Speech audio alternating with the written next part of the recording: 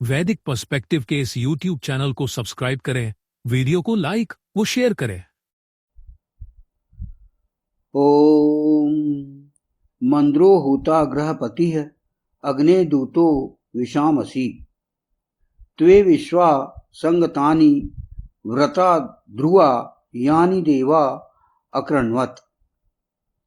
मंद्र है होता ग्रहपति, हे प्रकाश की ओर ले जाने वाले, दूत हो प्रजाओं के, तुम में समस्त अटल व्रत संगत हैं जो देवों ने किया। यह जो मंत्र पढ़ा गया वह ऋग्वेद के प्रथम मंडल के 36वें सूक्त का यह पंचम मंत्र है। जैसे पिछले मंत्र में हमने समझा कि हम जो अग्नि के विषय में ज्ञात किए थे कि अग्नि जो है वो ईश्वर का दूत है, और हम भी जैसा कि उस ईश्वर के अंश हैं, हम भी उस ईश्वर के दूत कहलाते हैं, प्रतिनिधि कहलाते हैं। पिछले मंत्रों में हमने ये ऐसे राजदूतों की विशेषताओं के विषय जानकारी हमने प्राप्त की है। अब यहां पर वही कहा गया है कि दूत हो प्रजाओं के, यानी जो अग्नि है, जो नेता है, जो नायक है, जो प्रकाश की ओर ले जाने वाला है, वह जन सामान्य का दूत है।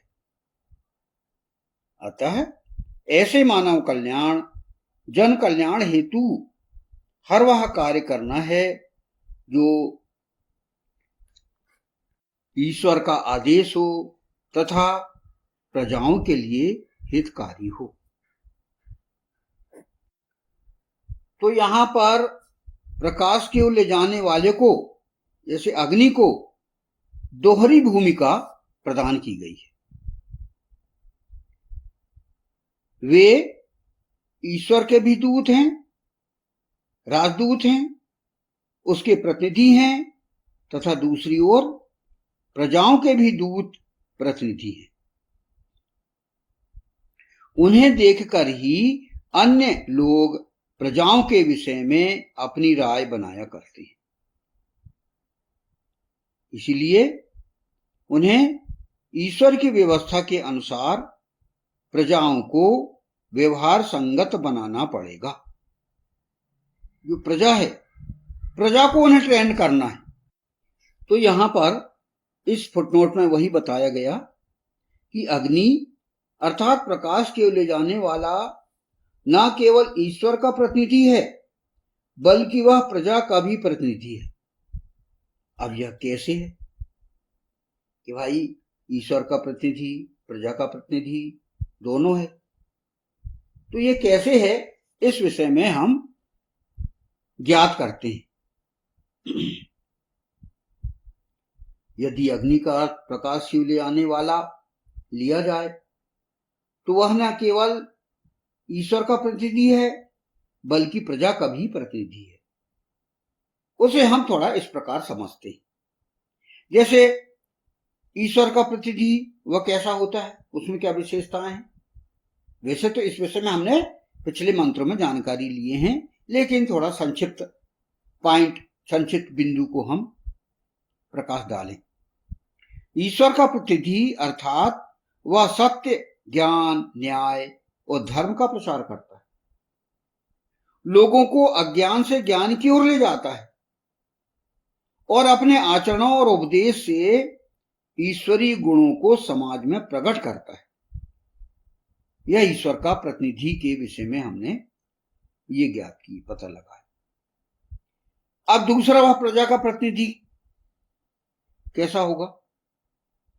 वह प्रजा की आवश्यकताओं, समस्याओं और आकांक्षाओं को समझता है। माने जो जन सामान्य की जरूरतें क्या हैं, जन सामान्य की प्रॉब्लम्स क्या हैं और उनकी आकांक्षाएं क्या हैं, उनकी महत्वाएं क्या हैं, वे क्या चाहते हैं, किस प्रकार की प्रोग्रेस करना चाहते हैं। फिर जनता के हितों की रक्षा के लिए कार्य करता है वो। यानी प्रजा के प्रतिनिधि के विषय में हम ज्ञात कर रहे हैं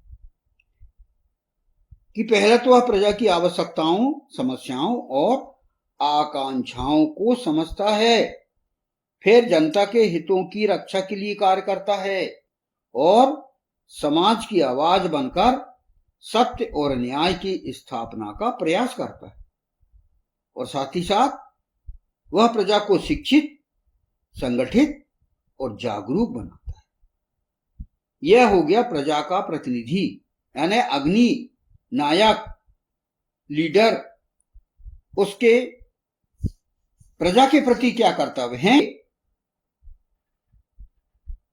दूतः असि विषाम, इसकी हमने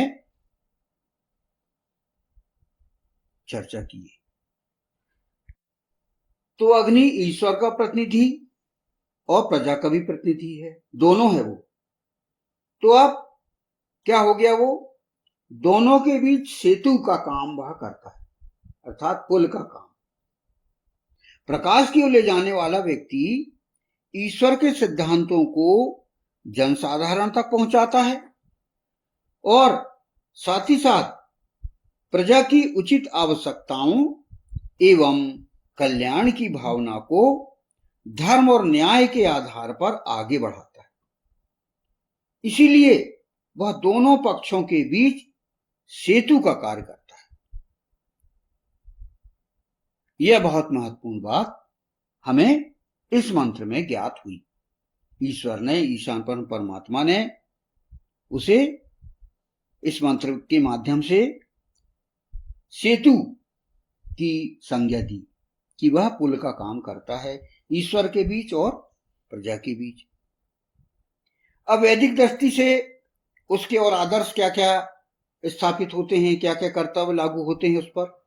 वह निष्पक्ष होना चाहिए, सत्यवादी होना चाहिए और लोकहितकारी होना चाहिए, और साथ ही साथ अपने निजी स्वार्थ से ऊपर उठकर कार्य करे।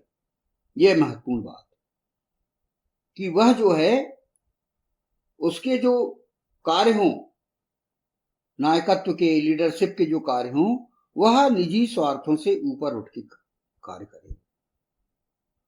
तभी वास्तव में अग्नि अर्थात प्रकाश प्रदाता, मार्गदर्शक और प्रतिनिधि कहलाने योग्य होता है।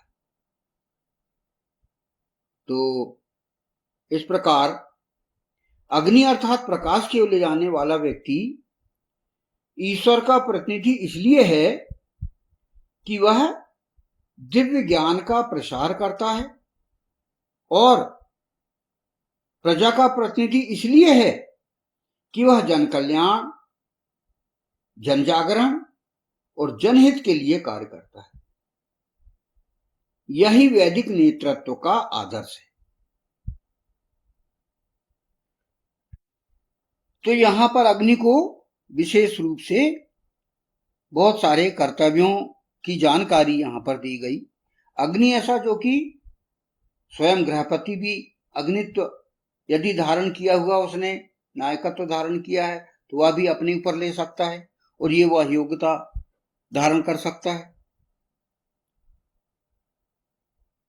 फिर वह जो है परिवार और ईश्वर के बीच एक सेतु का कार्य कर सकता है। गृह प्रमुख जो होता है, वह घर का जो मुखिया होता है, वह स्वयं अपने आप में एक अग्नि है, नायक है। तो वह भी इन विशेषताओं से समन्वित हो सकता है। यह बात कोई एक अकेले दिव्य कर्म करने वाले अग्नि या विद्वान उससे बात नहीं की गई है, बल्कि एक गृहपति से भी बात की गई है जो कि परिवार वाला हो, गृह प्रमुख हो। वह भी इन विशेषताओं में सम्मिलित है। तो वह अच्छा गृहपति हो, अच्छा नायक बने, और ऐसा हो जो कि प्रजाओं का भी दूत हो।